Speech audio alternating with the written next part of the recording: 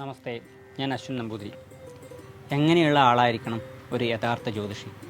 അതിന് പ്രമാണം പറയുന്നത് ജ്യോതിശാസ്ത്ര വിദഗ്ധോ ഗണിതപടു വൃത്തവാൻ സത്യവച വിനയീ വേദാധ്യായി ഗ്രഹയജനപടു ദൈവജ്ഞ. അതായത് ഒരു യഥാർത്ഥ ജ്യോതിഷൻ ത്രികാലജ്ഞാനിയായിരിക്കണം. ജ്യോതിശാസ്ത്ര വിദഗ്ധോ, ജ്യോതിഷം എന്ന ശാസ്ത്രത്തെക്കുറിച്ച് അഗാധമായ പാണ്ഡിത്യമുള്ള ആളായിരിക്കണം. ജ്യോതിശാസ്ത്ര വിദഗ്ധോ ഗണിതപടു, അതിൻ്റെ ഗണിതഭാഗങ്ങളെക്കുറിച്ച് നല്ല പ്രാവീണ്യം ഉണ്ടായിരിക്കണം, അല്ലെങ്കിൽ നല്ല അറിവുണ്ടായിരിക്കണം. വൃത്തവാൻ സത്യവച, സത്യം മാത്രം പറയുന്ന ഒരാളായിരിക്കണം. ജ്യോതിഷം എന്ന് പറയുന്ന ശാസ്ത്രം മറ്റൊരാൾക്ക് വേണ്ടി മറച്ചു പറയുകയോ ഇല്ലെങ്കിൽ തിരുത്തി പറയുകയോ ഒന്നും ചെയ്യാത്ത ഒരാളായിരിക്കണം. സത്യം മാത്രം പറയുന്ന ഒരാളായിരിക്കണം എന്ന് സാരം.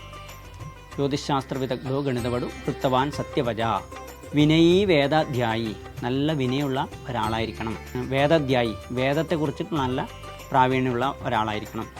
വിനയീ വേദാധ്യായി ഗ്രഹയജനപടു ദൈവജ്ഞ, കൂടാതെ ഗ്രഹങ്ങളുടെ സഞ്ചാരങ്ങളും നക്ഷത്രങ്ങളുടെയൊക്കെ ഫലങ്ങളും ഒക്കെ കൃത്യമായിട്ട് അറിയുന്ന ഒരാളായിരിക്കണം.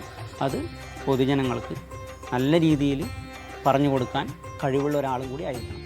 മറ്റൊരു പ്രമാണം പറയുന്നത് ഉദ്വായോഷസി ദേവതാം ഹൃദനിജാൻ ദാത്വാ ഭവിഷ്യോജനം കൃത്വാ സ്നാനപുരസ്സരം സലിലവിക്ഷേപാദി കർമാകിലം കൃത്വാ മന്ത്രജപാദിഗഞ്ച വിധവൽ പഞ്ചാംഗവീക്ഷാം തഥാ കേടാനാം ഗണനഞ്ച ദൈവവിദത സ്വസ്ഥാന്തരാത്മാഭവേൽ.